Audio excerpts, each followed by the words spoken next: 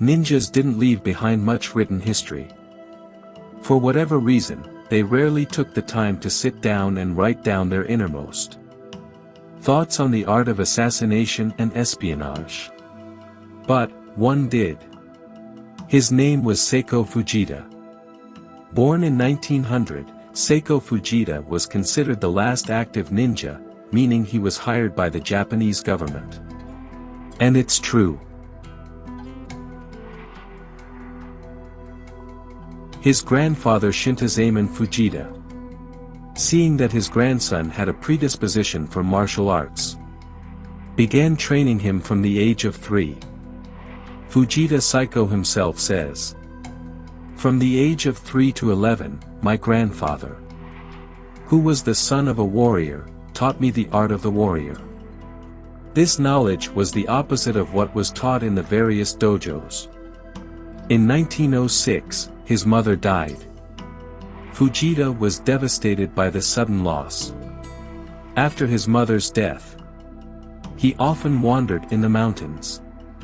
One day he came across a group of men with long hair dressed in white. They were Yamabushi. They seemed to radiate pure power. And in the summer, a group of 3 Yamabushi men walked in front of his house. And Seiko decided to follow them.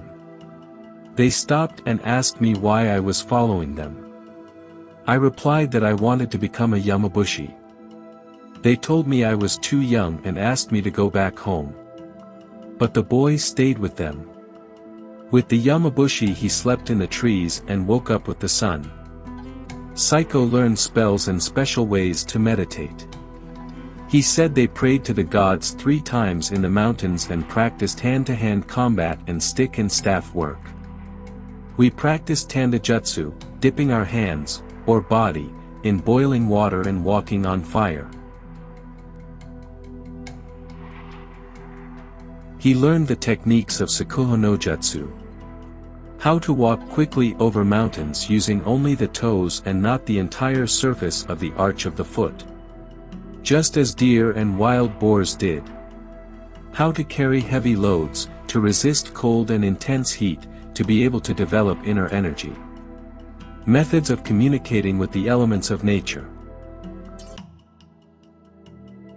My grandfather congratulated me for practicing for 4 months with Yamabushi. He believed that my body and mind were ready to master the techniques of ninjutsu. He then took me to the ancestral altar and recited the first 3 rules to the student. Never lie to your master. Show understanding. Have a body of light. He was 11 years old when his grandfather died. At the age of 12, I developed a great passion for science, the occult and astrology. With his father's approval, he stayed in the mountains with the hermit of Mount Mitsumine, where Seiko receives 2 secret rituals, Kuji go Shimpo, the 9-letter protection ritual, and Kuji Kiri, the protection ritual, 9 cuts. In his memoirs, Fujita will write, "After spending several months in the mountains, many doors opened in my life. It learned to foresee death, fires, and misfortune, and acquired the ability to cure certain diseases." He was initiated into the ritual of the immobilization spell, which could be used to immobilize a person for a short time. One day he was walking down the street and heard people practicing, but no one was around. There were no dojo signs on the houses. He finally found a place where the noise was coming from and saw a room where several people were practicing with an old man. I didn't say a word, but the old man said, "You have come to fight, if so, come closer." In front of me was no longer the old man's body, but the body of a cat. He managed to dodge and block all my attacks. I had the impression that the master was playing with me like a cat with a mouse. I saw the old man's eyes turned into a stream of fire and there was nothing I could do. I lost consciousness. This man's name was Hashimoto Ippasai. He was a master of the Namban Sato school. So Seiko became a student of this rare and unknown school. In 1937, Fujita took a job as an instructor at the Nakano Espionage School.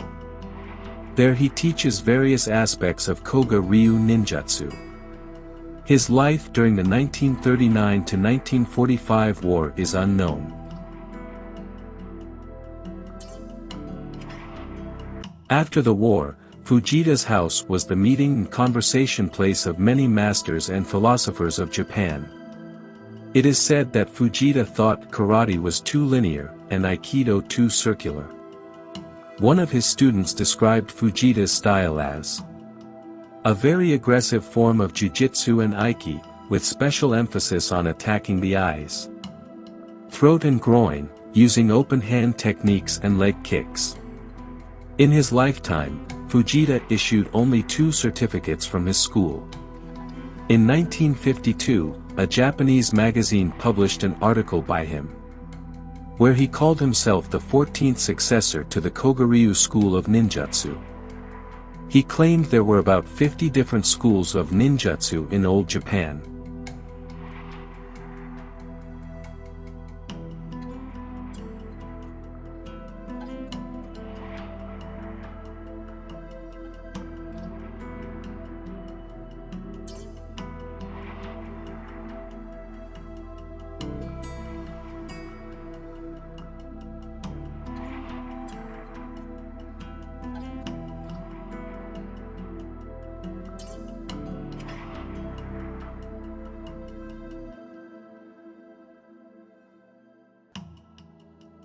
Seiko claimed to be the last ninja. He traveled extensively and gave lectures. He wrote that the most important thing is to be able to control your breathing. That when you run a long distance, the paper around your mouth shouldn't ripple. So quietly and naturally you should breathe. While practicing breathing techniques, also practice your gait. There are separate techniques: forward, sideways, diagonal, backward, etc. These ways of walking come from the 36 methods. There is a way to walk without letting anyone hear your footsteps.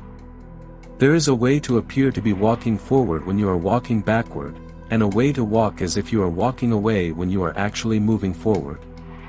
There is also the art of walking fast.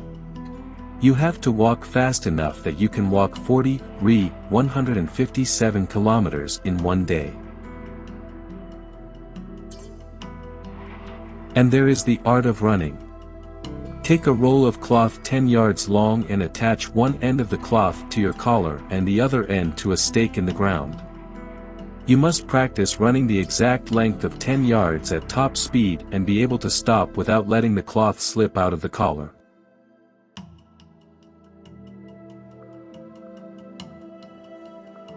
He told me that he had learned from the Yamabushi monks. They announced their arrival or departure by blowing into the sink. They cooked over coals, which they kindled using the reflection of sunlight. On rainy days, they made fire by rubbing 2 sticks against each other. Monks carried one burning coal in their hand and blew on it to keep the embers smoldering. Each person was allotted a handful of raw rice. Naturally, those with large hands received a larger amount of rice and those with small hands received a smaller amount.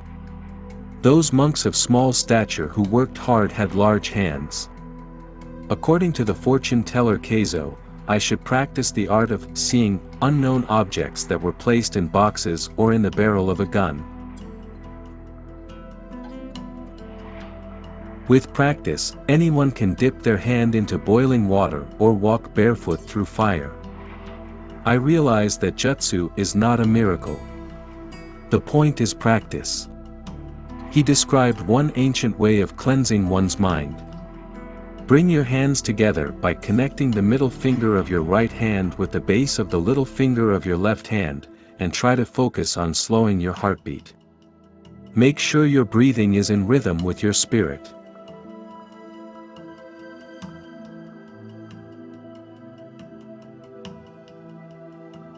He told me that depending on the work with the element, different mudras and mantras are used.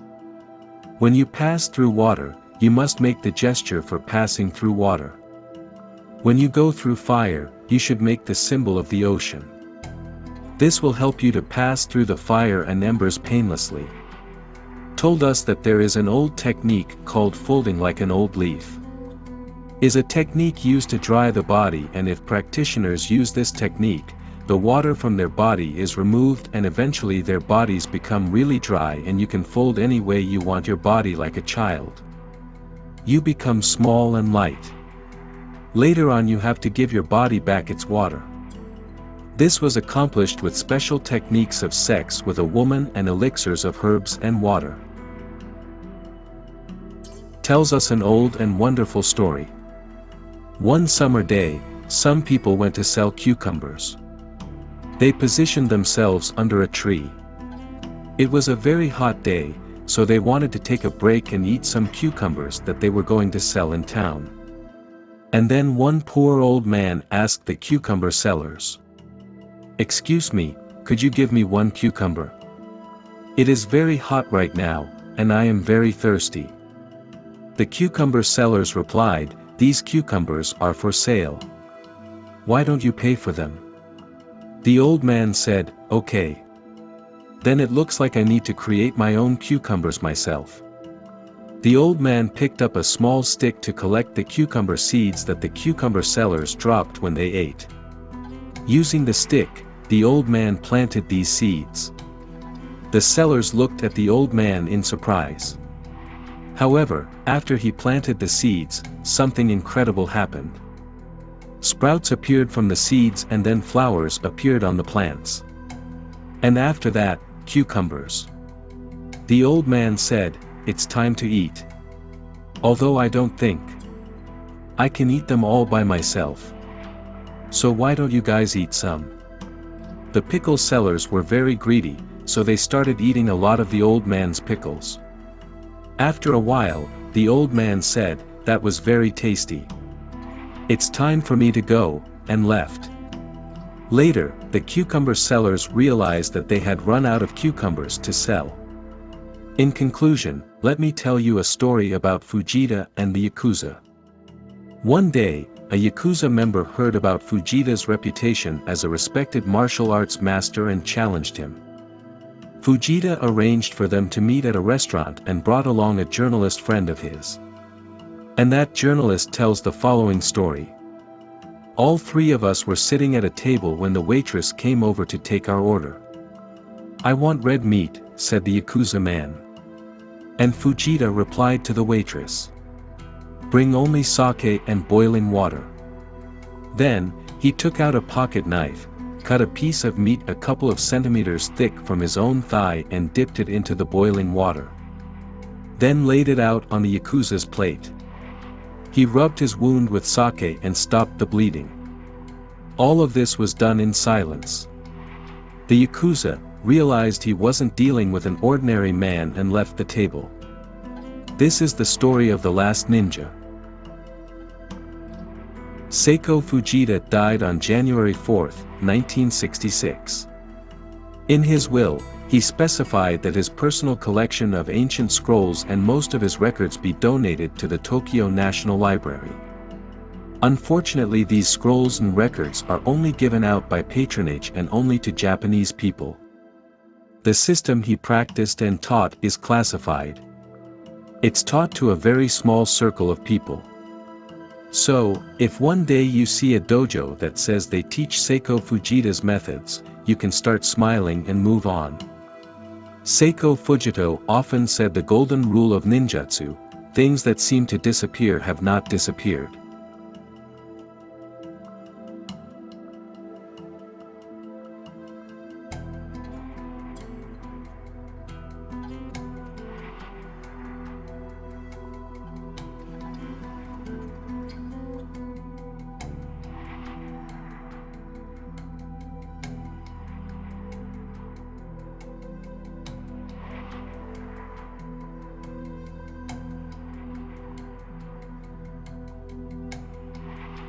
The funeral ceremony was held at the Kano-in Daidoku shrine. The location of his grave is unknown. Have a good mood and an atmosphere of mystery. See you later, friends.